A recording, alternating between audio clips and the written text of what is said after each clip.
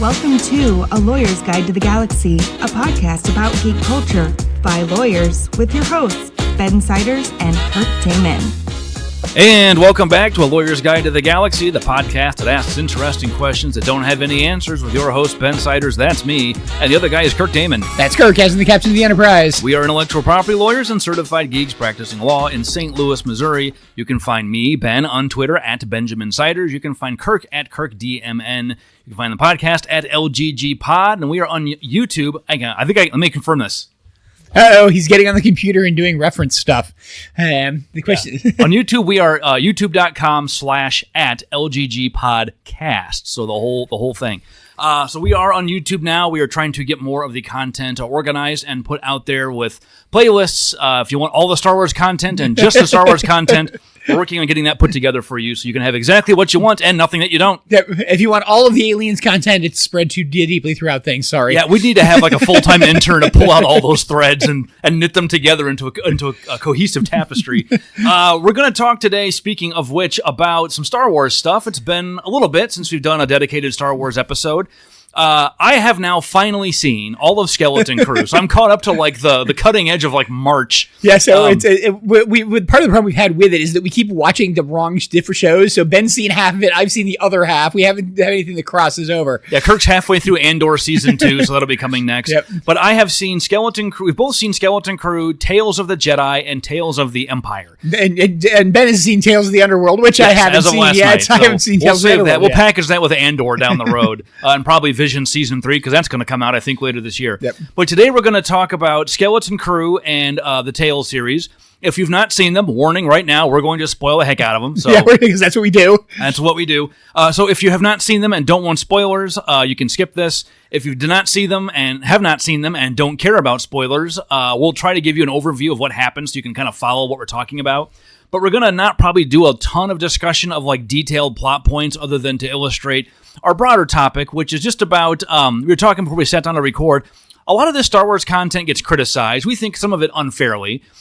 We think a lot of it is anywhere from okay to pretty good, but none of it really feels great. And I think we're going to exempt to the thing. I think we both have agreed that sort of, Andor is sort of an exception to this. It's very different than the other ones, and we'll go into that when I get through season 2. Yeah, we'll talk about that. And I think we said in a prior episode, Andor is great TV. It's not necessarily what Star Wars fans want from Star Wars TV, which is why I think it's so polarizing. But that's a good way to put it. It's great TV. It's not necessarily great Star Wars. Yeah. Well, let's talk about Skeleton Crew. If you missed it, Skeleton Crew was a live-action series created by John Watts, who was involved with Spider-Man Homecoming, Spider-Man Far From Home, Spider-Man No Way Home. Some really good movies, by the way. And he, a frequent collaborator of his, Christopher Ford. I couldn't find any real stuff he's done. He's got a lot of writing credits, but I think he's sort of a creative consultant, works with Watts a lot. So this is not a Filoni thing. This is not a Lucas thing. This is a couple of different folks.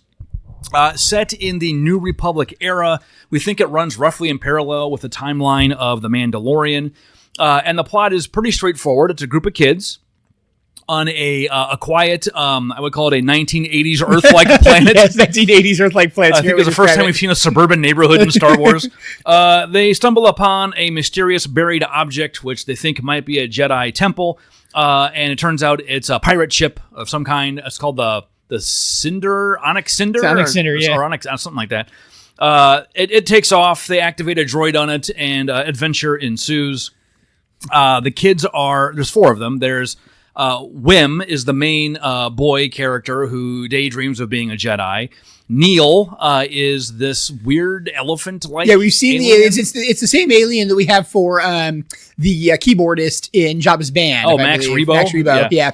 So I think it's supposed to be the same general thing. But yeah, the key with it is he is in very heavy prosthetics. And is definitely supposed to be very alien, and is but is also very much childlike is what it is. But he's the one very non-human character, the only one that's like that. Then there's Fern, who's sort of a brash, headstrong, older girl character, and then I think KB is the techie, right? She's the one that has the cybernetic implant. Oh yeah, sorry. Yeah, so there's KB's the other girl that's friends with Fern, and she's the tech expert. Yeah, and you also get the impression she's kind of cyborgish. Yeah. I'm not entirely sure exactly they don't really why. explain what's going on, but we later find out it has something to do with, if she doesn't have it, she dies. Yeah, she's basically got cyborg, art keeping her alive. You find that out later on in the course of it. You get the impression early on that she has these kind of implants. You don't know why. Yeah. It's also doesn't appear to be, again, it's alien or anything like that. It's just something she has. You don't see it with her parents, anything along those lines. So you get the impression it is something different. It's not just being an alien that's the prosthetics, like it is with Neil. That Neil is clearly his parents look the same way he does. That kind of thing, sort of with it. So the overall plot is about them discovering this pirate ship. It takes off with them on it. These kids are stranded. And they go through a bunch of adventures. They just want to find their way back home. So it's a MacGuffin story. The MacGuffin is home. It's Battlestar Galactica. Yeah. They meet a guy who might be a Jedi, played by Jude Law. His name's Jad Na-Na-Rood.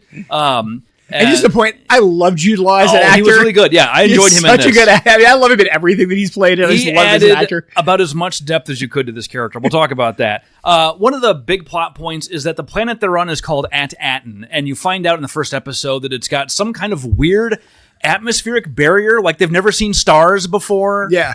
Yeah. So the thing you really get with At-Aten is, okay, like the kids on At-Aten, you find out it's very sheltered and it's kind of purposely sheltered. And you don't really know why. They all have assigned job roles, like when they grow up for some reason. Like you have to take a test to find out what job you're going to get. Yeah, you really get this kind of. And my take when I first saw the first episode was that we were getting a bit of an Empire feel. The idea of like, hey, you've got the things like the Empire where it's, you're doing a kind of stuff like, from Andor, when it starts, where this is your job, monitoring fuel quantities, Because when it starts, we don't have a sense of where in the timeline we are. Yeah.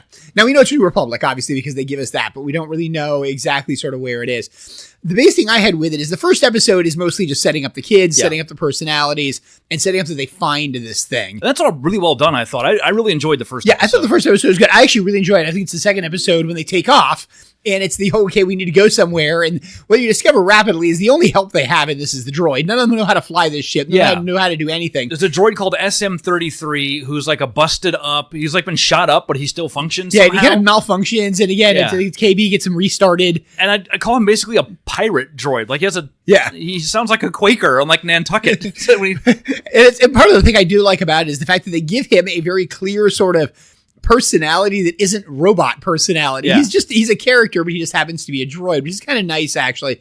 But he clearly, in my mind, as soon as you saw him, he's the kids need some help. Yeah. But we're going to make it something that's going to be a little bit, inconsistent and unclear and stuff like that. So it can both help and it can screw them up further, and he rapidly screws them up further. He kind of plays the role of Brand in the Goonies. Brand is the older brother that kind of gets dragged along the adventure, and he's just there to make sure nobody gets killed. But otherwise, he's just kind of humoring everybody until it's kind of too late and they're too far in. The droid's kind of there to have an adult-like presence who's not really an adult and doesn't really have any true authority over anybody. Yeah, and kind of works as well because you get the impression, okay, this is a pirate.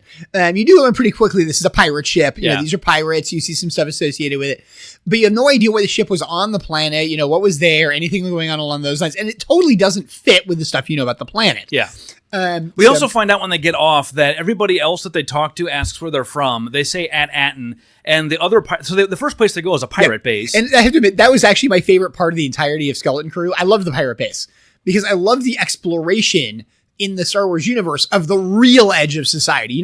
You have pirate bases in Clone Wars and stuff like that where you go and you visit, the various places that like Anakin and Obi-Wan go to that are pirate bases. But they do a really great job with the idea of this being something that kind of feels like, it feels like Pirates of the Caribbean. It really does. It does. I was going to say it has like a Tortuga, Mediterranean or Caribbean type feel to it. Yeah. And the fact that the kids are completely out of their league here. Yeah. But at the same time, everything's just accepted here because of what it is. So even though they make no sense being there, nothing there makes any sense and it's fine.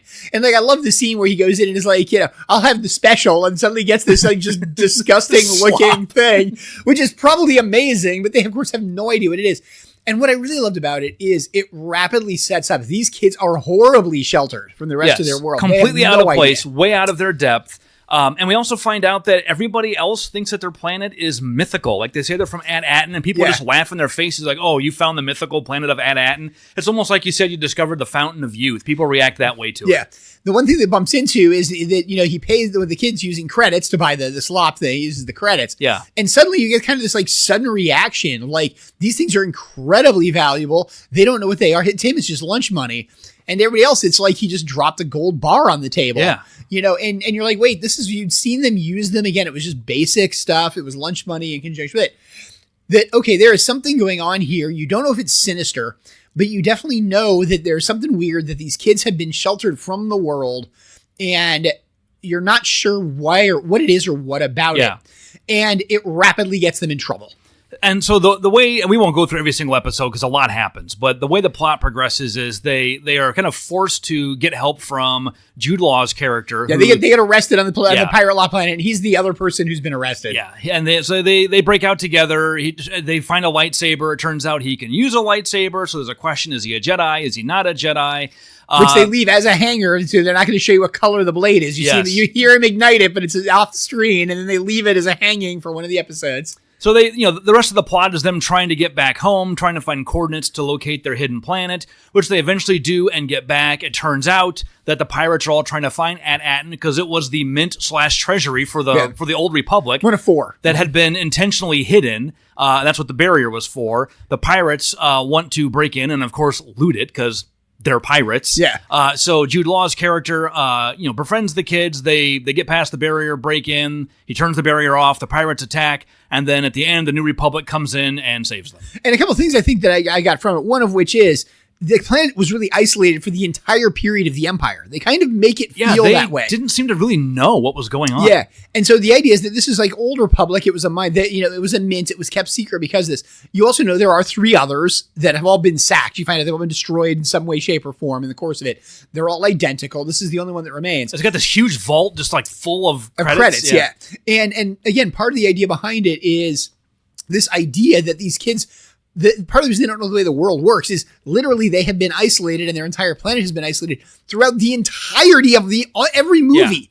Yeah. They have no idea what the Empire is. They have existed from, the time of the Acolyte till the time this takes place, with having seen none of the rest of the Star Wars universe. Yeah. And that works well in many respects as sort of a unique setup and a way to make it something where they can't find their home. Well, thematically it works because the point of this story is about these kids discovering a much bigger, broader universe and having their eyes open to it. So the idea that the planet was not only figuratively but literally sheltered and hidden it fits that theme. And some coming of age stuff of the idea of them trying to find their. I would say it was supposed to be a coming of age story. I would say it was done poorly, but I would say it was supposed to be a coming of age story. With adventure and all that kind of stuff.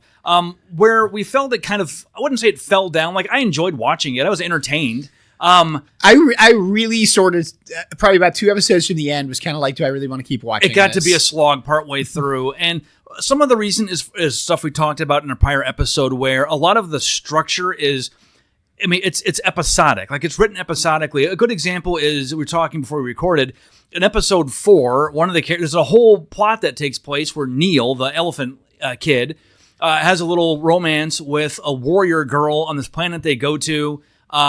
It's one of the other destroyed mints. Yeah, and what happens in that episode, it's kind of like the stuff we've talked about with The Mandalorian, with the Bad Batch. If you watch the first 5 minutes and the last 5 minutes, that's all you need to know. Like, they get to this planet, they have a reason to think there might be a map to the coordinates back home. By the time they get to the end, they find out that it's not really, they've been scratched off, but then they have a reason to think that the droid might know what they are. Yeah, and that's the biggest thing I had with it is, to me, the purpose of the episode was to sort of show, the reason the planet is hidden is because you're going to degrade into this barbarian society. It's hidden. The reason it's hidden is because it's for its own protection. Yeah. And it's for its own protection.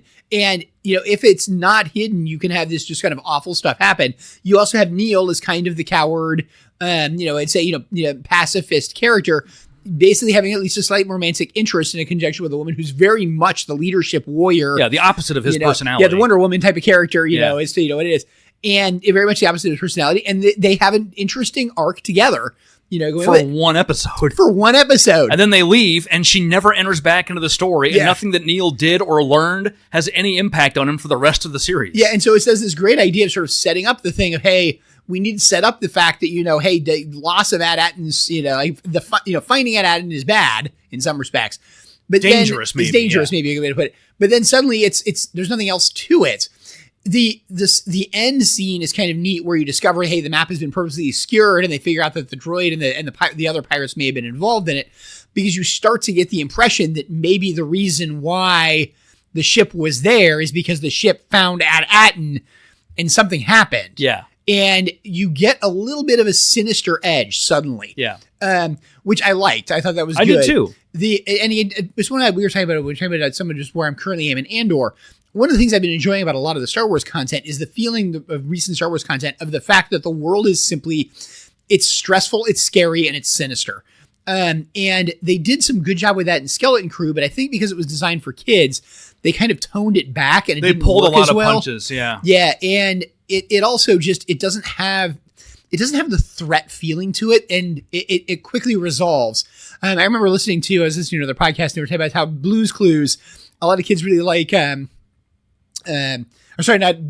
Paw Patrol. A lot of kids really like Paw Patrol because every episode is exactly the same. It's all resolved in exactly the same way. It's just which character resolves it. The format of that is a problem has happened. State what the problem is. State how it will be solved. Solve it exactly that way. Find the character who's the appropriate person to solve it. Yes. Go solve it. And the comment was that that's really good for a lot of little kids because they don't want the tension. I got an impression from that. That was a little bit what they were doing with Skeleton Crew.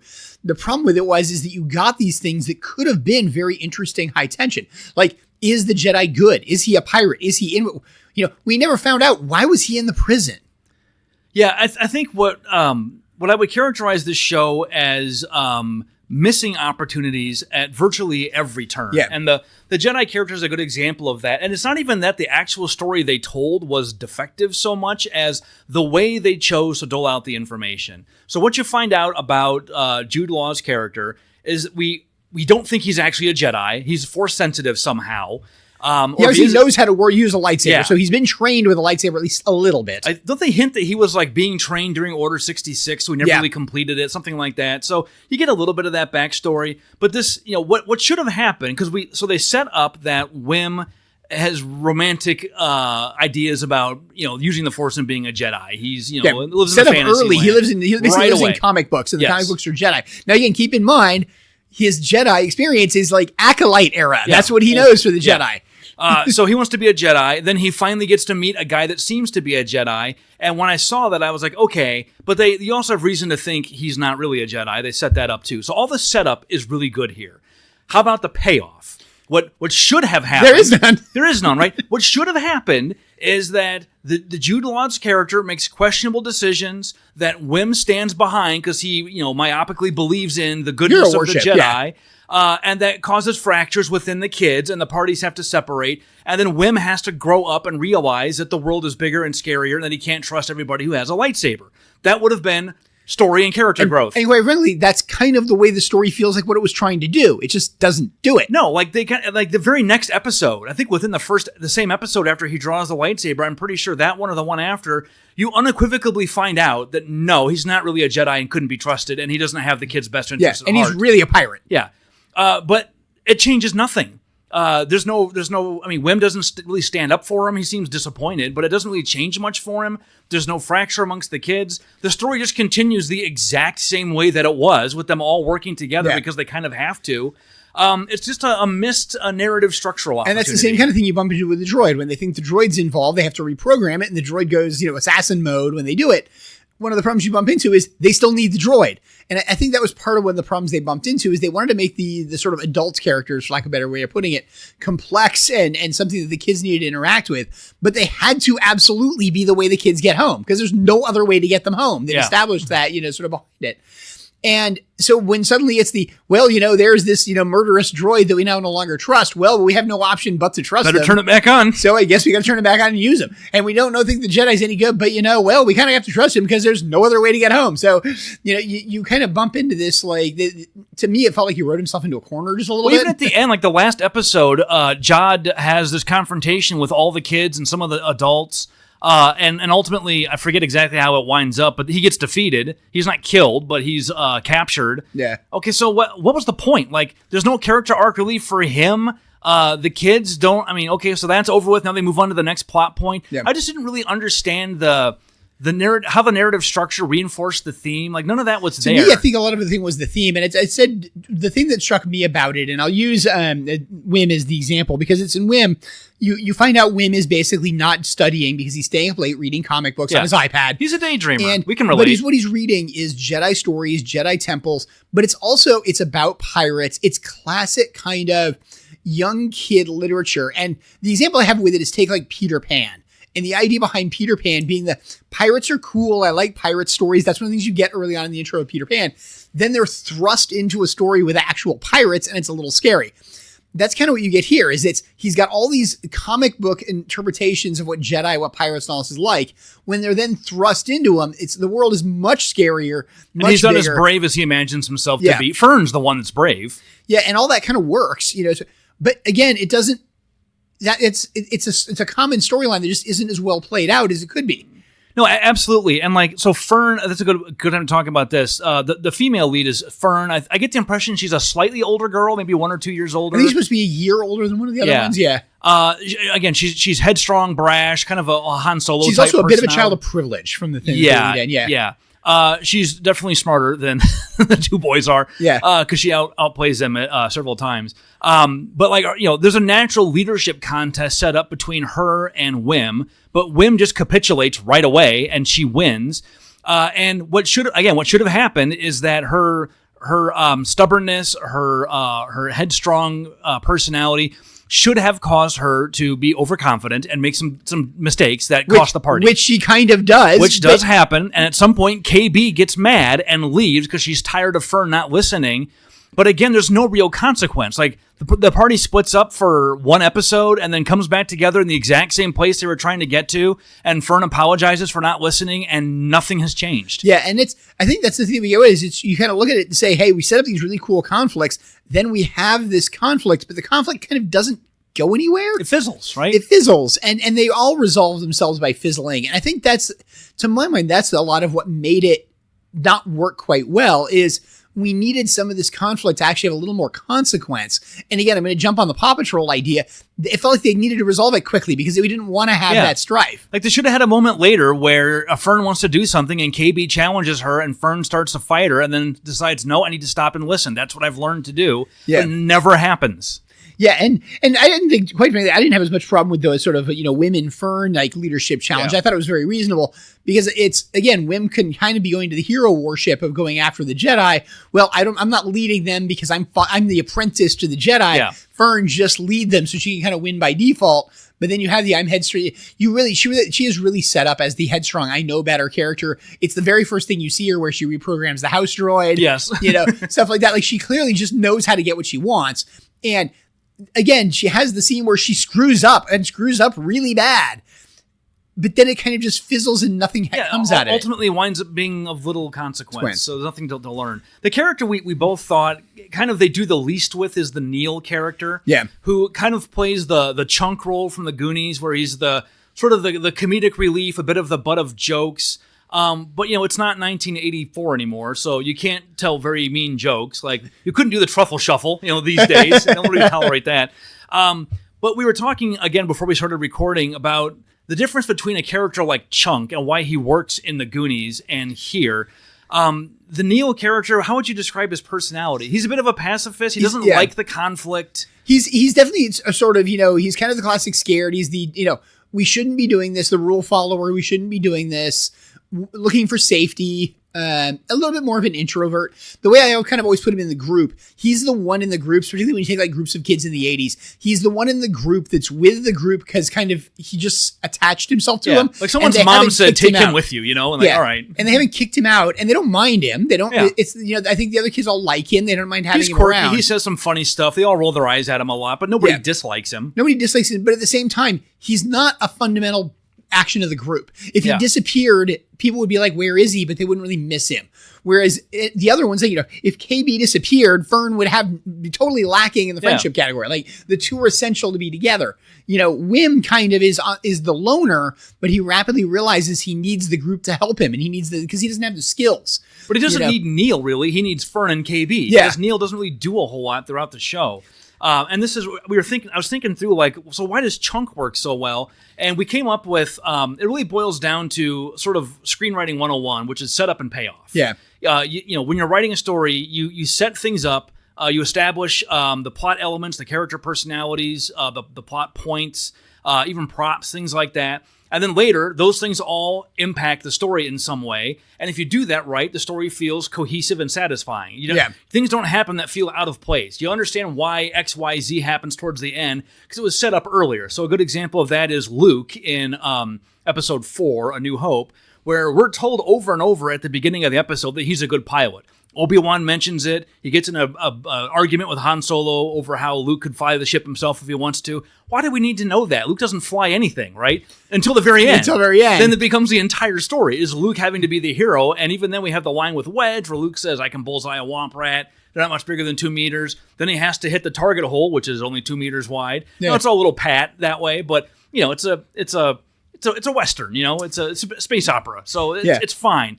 The point is, it's set up so that we don't get to a scene where, we need pilots, and Luke's like, I'll fly, and we're never told he can fly before, and you're like, wait a minute, what? Why would you do that? And we compared it against Anakin in episode 1, where, we find out Anakin's a pod racer. Okay, that means he should be a pretty good pilot, except he's never finished a race. He's never won a race. Never even finished one. He's never been in a starship, and suddenly he's flying, what we find out in Mandalorian is one of the most advanced starfighters ever built, and basically manages to blow up the Toro control ship by accident because he doesn't know what he's doing. And happens to hit the lead one, even though there's dozens of them around the planet. And so you bump into this whole thing where you look at it and say, Luke is set up as being a great pilot for completely unnecessary information until it's suddenly necessary. Anakin is set up as being a not great pilot until it's suddenly important that he is a great pilot than he is. Yeah. And you get exactly the wrong setup. And so Luke's story feels heroic and like a character arc. Anakin's just feels like sloppy writing. Yeah. And I think that's what we bumped into with Neil, is that you get the fact that Neil is kind of this slight comedic relief character. And my comment with it is it's the reaction he has with the woman, the idea of having this sort of romantic interest in something, the fact that she's a warrior and kind of not him appeals to him. They kind of set that up. The opposites attract, Yeah, and the romantic chemistry between them is actually quite well played. Yeah, that episode, it was fine when they bothered to give him something to do. Yeah. And again, you don't have to set up every last thing, but going back to why this stuff feels okay to good, but never great. I think these small details are the difference. That's why Andor feels a little more polished. We know a lot of Star Wars fans don't like Andor for other reasons, because it doesn't feel very Star Warsy sometimes.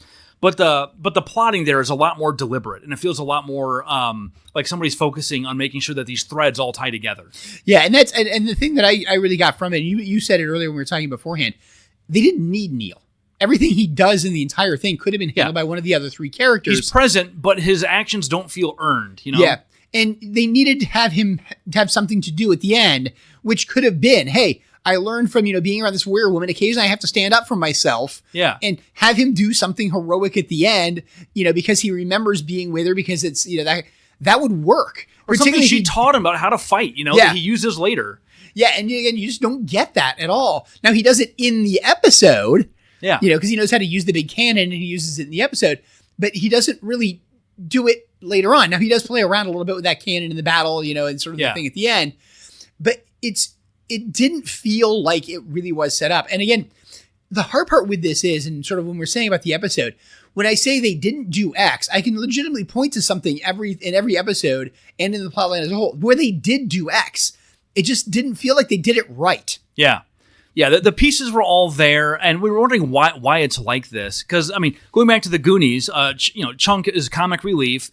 He starts out as the cowardly character who's trying to talk them out of doing everything and playing it safe. He's a tattletale. He tries to call the police to come in and bring help.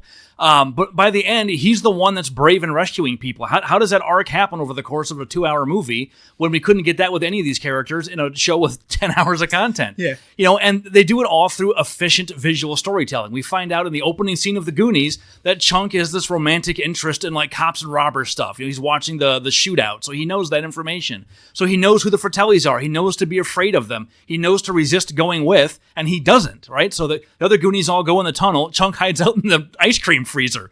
But then he gets captured, and he's put in the room with Sloth, like the guy that's been abused by his family. And then Chunk befriends Sloth through their mutual love of snacks, because that's, Chunk's the fat kid. He loves his snacks. So all these things happen to him organically from his character traits. He breaks Sloth out. They go into the tunnels, and they rescue everybody. And he learns from being Sloth's. He learns that Sloth isn't actually that scary. Once the lights are on and he gets to know him, he learns that things that seem scary aren't that scary. And he becomes braver, and voila. We have a character arc that feels organic and satisfying. And in some sense, we had what could very well have been Neil's exact character arc, but it doesn't feel like he follows it. Yeah, none of it's set up. Like, he finds the star map. Okay, but why? Like Mouth speaks Spanish in The Goonies. So when they later find a Spanish inscription, Mouth translates it. That makes sense. We expect that. We're not going, this character conveniently speaks Spanish out of nowhere. No, they set it up in an early scene that they played off for a laugh. So you know what's there. Andy plays the skeleton piano. We're told early on she took piano lessons and she hated them, so she's not good at it. So she screws it up, and the floor falls away and people getting, it puts them all in danger.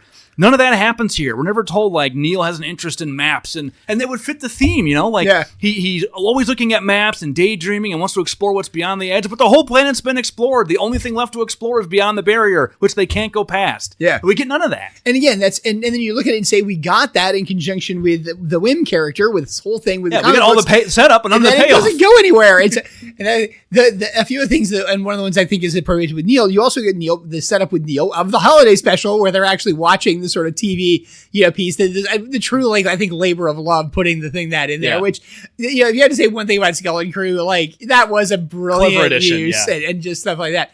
But even that, the idea of saying he's got kind of annoying sisters, and he's kind of stuck in you don't have the idea of him being the okay, I'm kind of even moving my role beyond this. So I think that to me the real thing with Skeleton Crew was that Skeleton Crew should have worked better than it did, and it just didn't. It's not bad. It's just not satisfying. Yeah. I got to the end, and I'm like, I could have not watched this and felt about the same. And the thing that's so bad to me about it is it's actually quite well acted by all the people that are involved. I thought it was great. I know, kids are always tough at that age, right? And there was no point where I was like, these kids don't belong here. They don't know what they're doing. I really feel like Fern's character she really sold her character. I mean, maybe it's her natural personality, but she really sold her character. I think KB occasionally had trouble, but again, she's got prosthetics. Neil obviously had trouble with any kind of, facial expression. There was not, the actor couldn't do a lot of emoting. Wim, I thought, was fine. Fern's character, I think, is probably actually the toughest to pull off, because you got to ride that line between being brash and assertive without coming across as being phony about it. Yeah. And I think she really does it, of the idea that, she does a good job with she's just kind of used to being the smartest guy in the room, and it works until suddenly she kind of isn't, because nobody knows what they're doing at all. Yeah. So she may be the smartest person, but, she's got 1% knowledge and everybody else is below 1%. Well, it's useless anyway. Yeah. And that kind of thing. So that was one of my take of Skeleton Crew. The other problem I had with Skeleton Crew, I liked the basic concept of the idea of the mint planet and things like that, but it's also one of those things where the whole New Republic kind of riding in at the end to save everything. Now they had to deal with it somehow, but I really felt like it was too much of the pirates are dangerous at the end.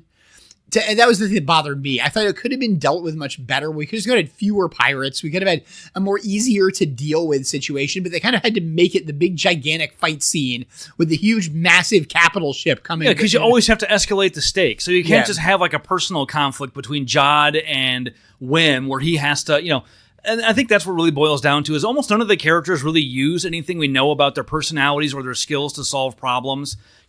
They called the owl lady, who I thought reminded me of the alchemist from the Labyrinth. They called her, and then I think she called the Old Republic, I think. Because that's where they first ran into the Old Republic, is on her planet. And then they got there on time. So how far away? Oh, no, the New Republic. That's what they call it. The New Republic shows up, and they send a couple of X-Wings in. Then at the end, okay, so the story's over. The barrier's been turned off. Everybody's still alive. Nobody's really injured. We've captured Jod. What's changed? Well, we now know where this planet is, but who cares? I don't understand. Like the stakes aren't clear. Okay, so everybody knows where it is, but the Old Republic's gone. The pirates have been defeated. The New Republic knows where it is now. So what happens? We're protected by the New Republic. Everybody just goes back to their lives. Does Wim go off to join Luke's Jedi group? Is that around? Well, you kind of get that end scene where he's kind of looking at his comics again and seems like a little bit disenchanted with them, and the idea that he's grown up. But you kind of had the thing where did he really you didn't get the growth. You didn't see him have it. You have kind of the follow-up scene where it points out what he learned, but he kind of didn't feel like he learned it. Yeah. And again, to me, that's the thing with it is it's so hard for me to point to anything in Skeleton Crew and say anything's wrong, but it just didn't feel like it worked. Yeah, it just didn't all the pieces were there. They just didn't really fit together. I don't think they didn't fit together at all, but they could have fit together better, I think. And again, I think that's where you kind of look at it and say it's a good show. I mean, I enjoyed it. It's a good show, but it was also one of those, and maybe the real thing about it is I never felt any need to keep watching it to know how it ended. Yeah. Whereas, and some of that I think was the peril, the fact that the peril kept being so quickly and easily resolved. And maybe that's some of this just being a kid's show. But that was, I think, what got me a lot of it was just, it seemed like it resolved too easily. Compare that to Stranger Things. You get to the end of I got to the end of the first episode of Skeleton Crew, and I was like, all right, it's good. I'm interested. I didn't feel a huge compulsion to keep watching it. I can tell it took me 5 months to watch the rest of it, or however long it took. So I was intrigued, but I wasn't compelled to see the rest. Compare that to the end of the first episode of Stranger Things. Yeah. I went to the next episode immediately. Yeah. I had to know what was going on because it was just so much better set up. I literally binge watched both DVDs back to back. And every episode of Stranger Things was like that. It is a master craft in story construction. At least season one. The rest of them aren't as good, although still pretty good. And I kind of had a similar type thing where when I watched the first episode of Skeleton Crew, I'm intrigued. Now, the second episode, I'm like, okay, this is getting interesting. I'm kind of curious as to what it's going to be. I was a little worried with the introduction of the Jedi character. How much is this character going to take over this? Yeah. And he kind of did, unfortunately, I think. I think they had a better dynamic without him, but they needed him. I mean, they had to have that character show up, but I think you had a better dynamic without him. It would have been better with sort of the bumbling kids but again, and robot. You can't not have a lightsaber, otherwise it's Andor and people complain, where's the lightsabers? But I think you also couldn't have just the bumbling kids and sort of half-functioning robot. Yeah. You needed to have somebody who had actually motivation to do it, and then the question of what is their motivation.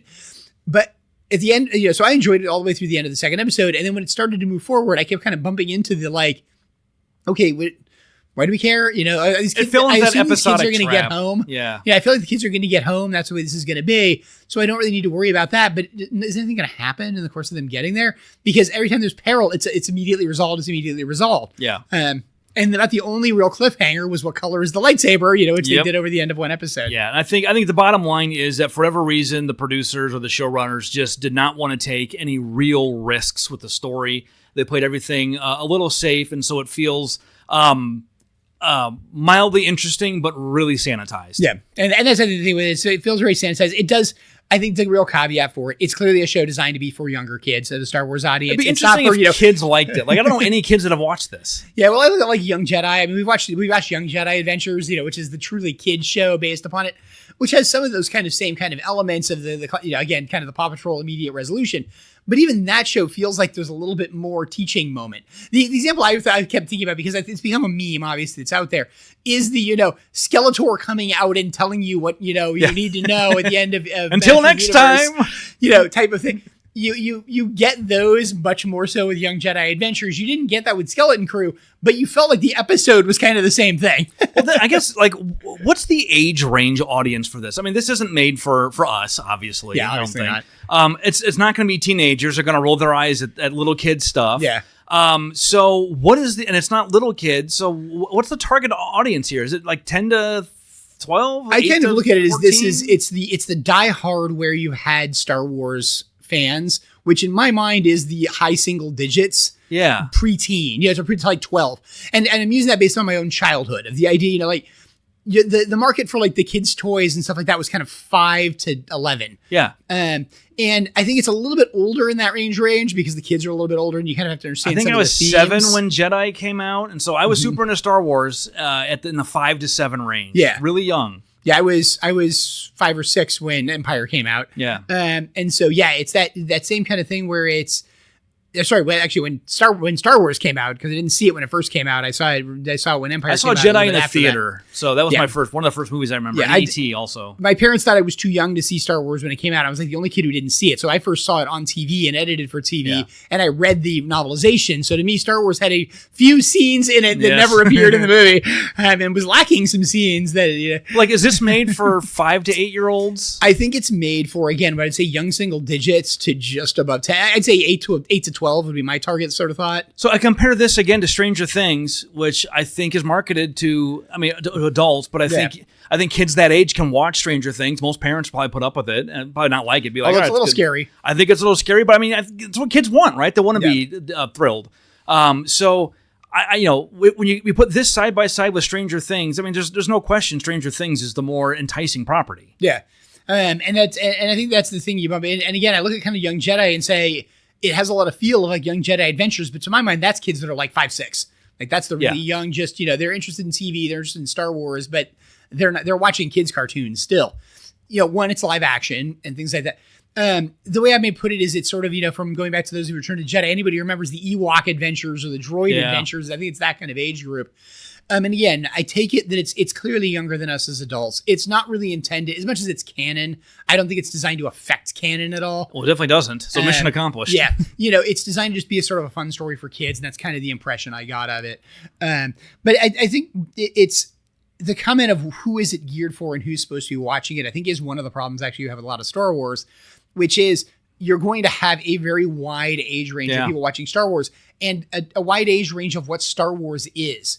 Like to us, Han Solo was always kind of a dirty smuggler. Yeah. Whereas I think to a lot of people today that have only ever seen the special edition, Han Solo's a little bit more nice. Yeah. Because you also know how he turns out in Empire and how he turns out in Return of the Jedi. And stuff like that. We're also just quite frankly, we're used to Harrison Ford being, Indiana Jones and all the other things he played, none of which are nice. He was a scoundrel at everything he plays. And so, I think you've got a wide age range. And again, I think this was not geared towards us. My take behind it was I just found it a little bit unsatisfying in ways I thought it could have been better. I'm not sure I can fault it, but again, that's my take. I think you made an interesting point too. Like they're trying to make this stuff for everybody, right? You got to satisfy old farts like us who remember the original trilogy and nothing else will ever be as good. Then you've got the millennial generation that grew up on the prequels and they think that they're amazing. They're wrong, but they think that anyway. Then you've got like our kids' age who grew up on the sequels, which are also not awesome. My son was just saying the other time that he thought episode 9 was the best one. He really liked episode 9. Awful. Which I don't think is a good episode at all, but it's one of those, I also get it because it's a huge, massive sort of galaxy spanning conflict. It's cool. Well, those shows are 10 years ago now. I think, didn't Force Awakens come out 10 years ago or close to it? Not quite, as long as, I think it's Force Awakens maybe 10 years ago, yeah. I mean, they're getting old, right? So these TV programs are to introduce the next generation to Star Wars, and maybe they just don't know how to reach and market to that generation. Like The Acolyte, I think, was clearly trying to reach that generation with a social sensibility that resonates with them. But if the story sucks, it doesn't matter. Well, and again, how much, how many times going to be a broken record and pick on the costuming? Yes. Sorry, you really botched it. But yeah, that's that kind of the thing. But like, I didn't have problems with the social. I know a lot of people did. I didn't have the social. I didn't either. I don't care. As long as the story's done well, you can have whatever social message you want, and I probably won't even notice until we meet again. Yes. Sorry, I'm picking on Skeletor. Which, by the way, to hint, there is a social message very carefully embedded in Andor. It's not even that subtle, but it's so well done you won't notice it. Yeah, and actually, again, I think we also, for us, we grew in the generation where you did kind of have the characters saying, "This is what you're supposed to have learned from this" at the end of the animated episode. Knowing is half the battle. Yeah, knowing is half the battle of G.I. Joe. We kind of accept that that's part of what it is. And again, I think that was another thing Skeleton Crew kind of had.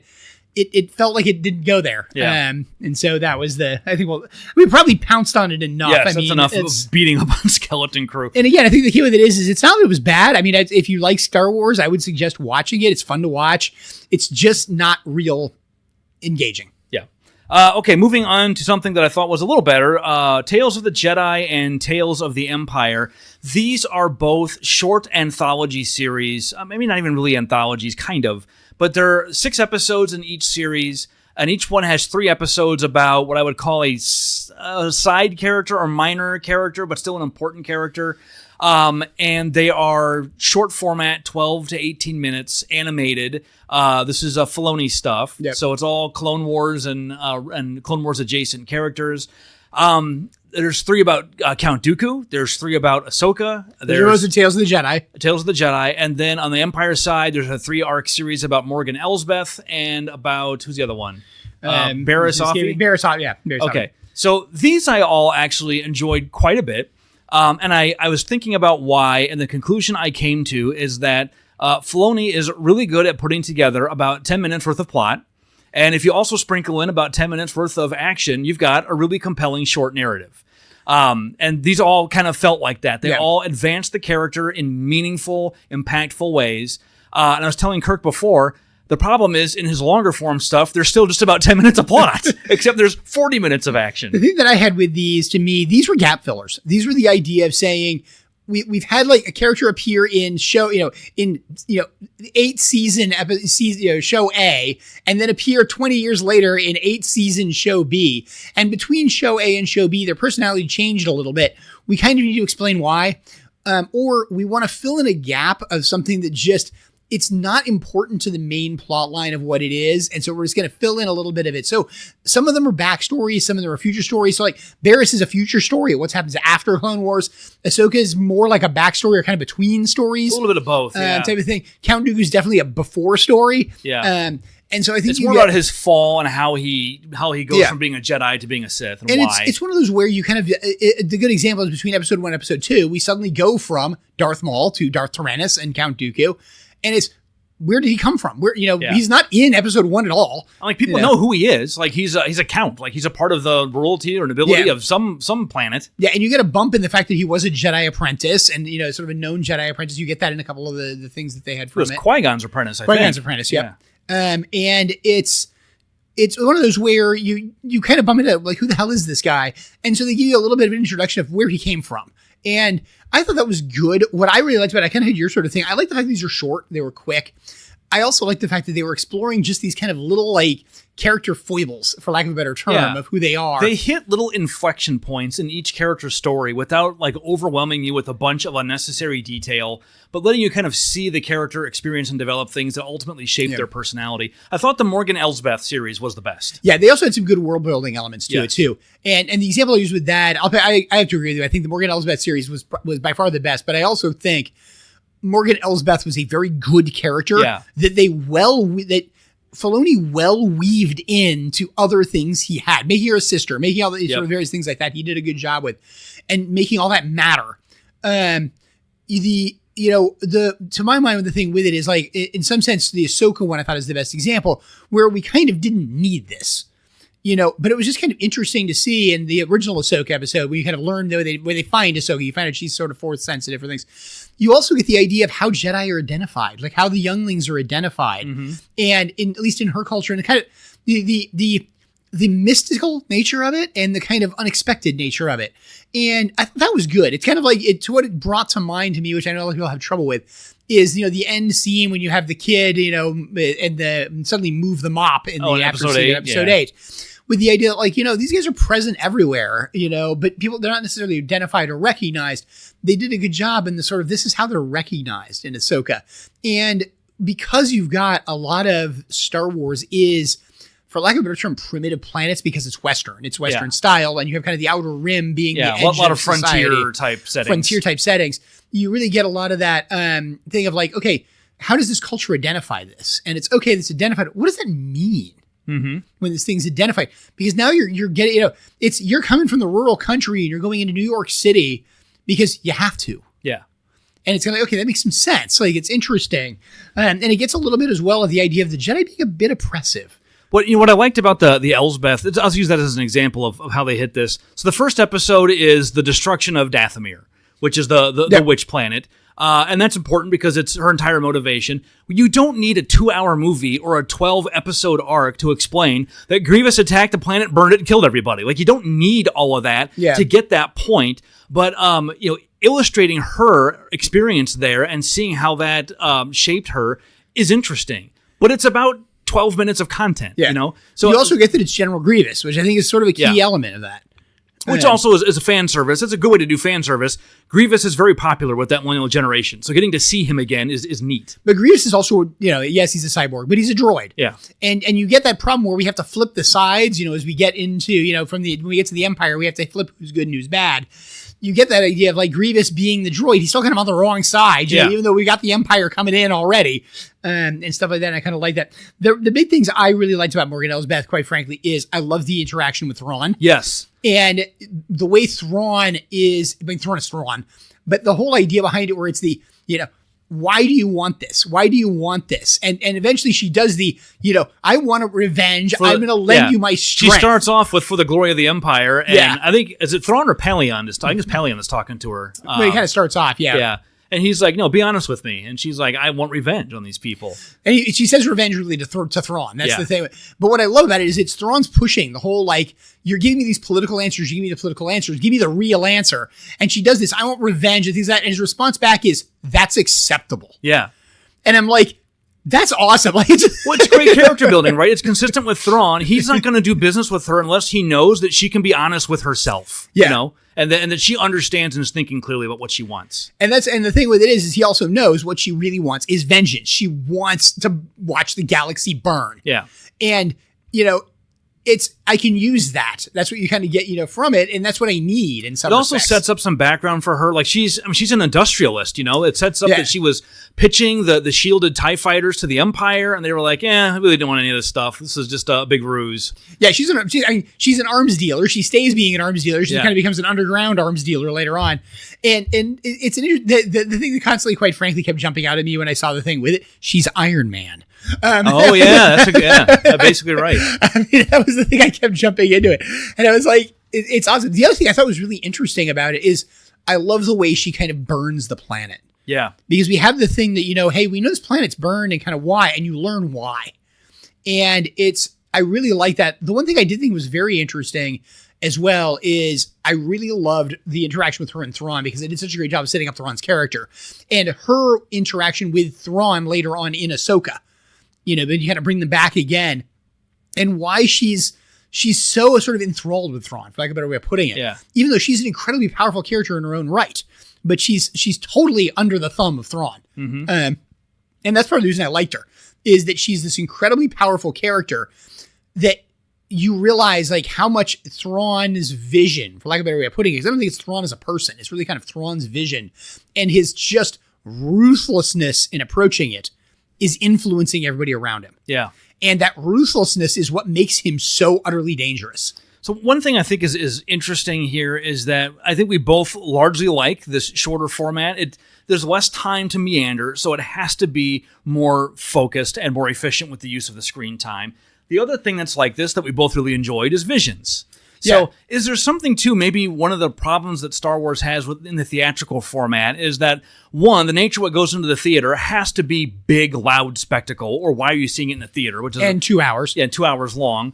And then the TV format, Andor seems to have executed that better. Not that the other stuff is bad, but Andor seems to really have taken advantage of the structural opportunities that a narrative in that format provides. And then these stories, Visions and the Anthologies, are making the best use of their format. So is maybe the problem Disney has in part that it's not matching the talent to the formats. I think some of that's also, and I think it's also the animation versus live action. Yeah, and it's a good point. I think these have the advantage of being animation. They can do things that would be outrageously expensive to do with special effects, but you can do an animation very easily. Yeah. And like the Bad Batch seems to fit this format a little bit better than I think a lot of the live action stuff does. Yeah. And so, I think we've got a lot of that, sort of, I think Disney has a bit of a problem of also just what are we going to make as stories and what do people want to see? And they've got a problem that they have the Star Wars properties and they have Marvel. And I'm not sure they know necessarily how to advance either one. And my son's super into Marvel right now. He's getting super into Marvel. What I think is interesting tied with him, because he's been watching all the movies, he's really, really excited about the upcoming movie, the big movies. He's really excited about Fantastic Four. He's really excited about sort of the Doomsday arc coming and stuff like that. And part of it is his comment is he's like, they're getting better. He's like, as they're approaching the sort of, we don't know what they're necessarily approaching, but we know they're approaching something. And he's like, the movies are getting better as they kind of get that focus on something's coming. See, maybe it's my age. Like, I just could not care less about seeing another Fantastic Four movie. I just don't care. Well, and he's watched all of them. He literally went back and watched all of them, including at least that he could find. I think there was one that's not available. But it was the thing where he went, and his comment with it is, he said they're all really interesting because they're all very different, even though they're all the same characters. Mm-hmm. And he's really looking forward to the current one because I think he thinks it's a best presentation of the characters. Now, he's not read the comic books. He's getting into the comic books because of watching all the Marvel. He's actually now, he just started reading some of the Marvel comic books. But I think it's one of those where he's really, what he's seeing is getting better is I think he's feeling the momentum building in the universe where it's building to something. And I think part of what Star Wars is, the trouble is, it's not building towards anything. Yeah, I was just thinking about that. Like, if somebody waved a magic wand and made me the czar of Star Wars for a year, what would I do? And I was thinking, like, when I first heard Tales of the Jedi, I thought of the old Dark Horse comics. Those were really good. Yeah. I kind of wish I still had mine.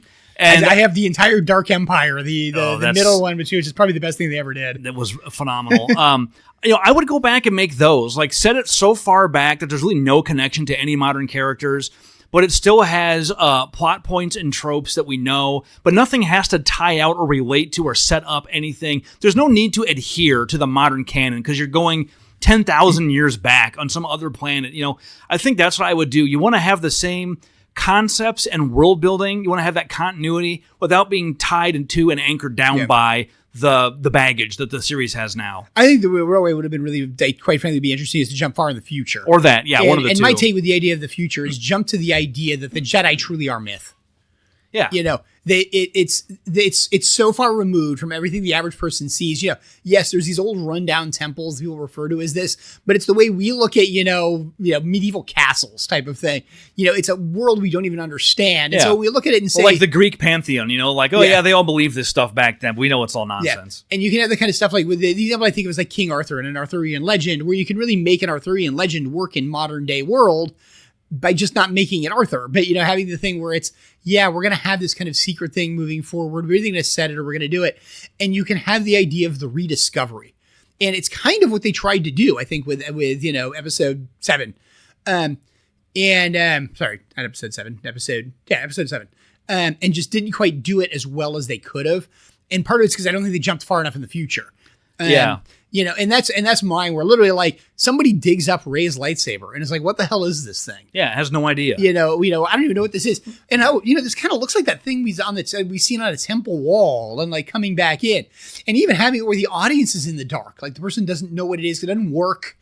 Sort of stuff like that. It's not obviously a lightsaber. Maybe it's just a part of, they find a kyber crystal mat. You could have them find something from the Star Wars universe and not know what it is and sort of do they, and suddenly it starts unlocking the fact that like the myths are real. And the example of what I'm thinking about is stuff like Percy Jackson and the Olympians. Mm-hmm. You can have that happen in the Star Wars universe. Yeah. Where Percy Jackson and the Olympians is, guess what? All the Greek myths are really real and they're still going on today.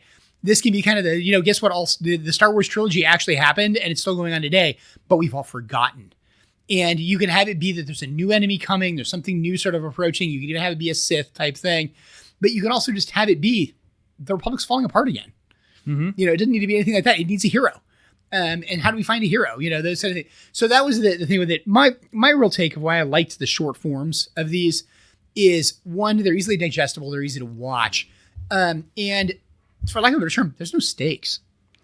How all these end because where they're between things. The only one you don't really know where it ends is Barriss. And the one I thought was interesting about Barriss, what I liked about the one for Barriss, I had to admit, I could kind of care less as Barriss as a character. I couldn't even necessarily remember who she was. I had to go look back up who she was when it happened. And I'm like, oh, that was her. Yeah, she was kind of a major character. What I liked about it was the concept of what happened kind of post-Empire and the idea of Palpatine coming in and saying, there's all these characters and you kind of have the creation of the Inquisition. You have these things that exist elsewhere inside the universe. And how did we get there? And again, it's the things we said about Andor. It's the things we said. The place that really kind of works is how do we get these basic institutions to work? How do we dismantle the Empire? How do we disassemble a Star Destroyer? And it's stuff they've done well with The Mandalorian. It's stuff they've done with a lot of these sort of series. It's world building, but it's world building around the idea of, it was in Star Wars, all we needed was the big evil empire to fight against. But now that we have so much content, we need to understand why the big evil empire exists in the first place. Yeah. And then what happens to it afterwards. And then how do we move on? Because those are the kind of stories, and it's the kind of stuff you would tell originally in comic books or novels. You know, you take the Timothy Zahn series, and you talk about that sort of, like payoff thing. The end of the Timothy Zahn series in Luke, when you learn about, the LUUK, Luke, that pays off the Empire. It's a payoff Empire. It's way back, so whatever it is. And it's a brilliant use of payoff because he took an unused plot point and ran with it. And it was something that never needed to have a follow-up. It's the same way. And I think some of what I wonder about with this is does Disney have the problem of there's all this interest of retelling stories? And so the example I use is Cruella, which is a story that never needed to be told. But it's a really good movie. Yeah. It's fun. They got that whole villain series. There's the one about Maleficent. And Maleficent. I mean, it's all kind of based off Wicked, if you want to jump back. All those kind of things are really cool. They're really kind of fun stories because it's stuff you recognize, and it's fun to see it retold in a new way that kind of explains why something that needed no explanation happened. It's a way to reuse IP you've already got, so it makes sense on the business level. And you can still tell a good story that way. But I think it's also the idea that it gives you a payoff you never knew you needed. And that's the sort of thing that I think kind of works. And I said to him, I enjoy those, but at the same time, I think they're getting a bit too pervasive. We still need other things like what's the next big property, right? We've got Star Wars is a whole thing. Avatar, Marvel, Avatar. Avatar's doesn't stick that way. I don't think. I'm not sure it's not going to. I mean, I'm curious about Fire and Ash. I think Avatar, the first movie, stuck in a way it could have stuck. I think James Cameron got a bit too preachy in episode 2. I didn't see the second one. I think part of the problem is he waited too long to make another movie. Yeah, they're hard to make. But the thing I had with episode 2, I really liked the second movie, Way of Water. I very much enjoyed it. I did think he got overly preachy at times during it. And the problem with it was the as I always said, the thing in Avatar that you got is the humans were more callous than mean. That was kind of the thing sort of with it. And that worked very well because we work well being callous, and the idea that we're just going to destroy this world because we don't care and we don't know any better, as opposed to we're doing it to be purposely mean, except for the guy who's purposefully mean. And it's like, okay, that works really well.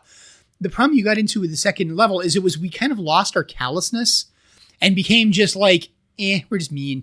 Cruel for cruelty's sake. And again, we're not necessarily being cruel for cruelty's sake, but we know we're being cruel and we're kind of okay with it, as opposed to just being callous.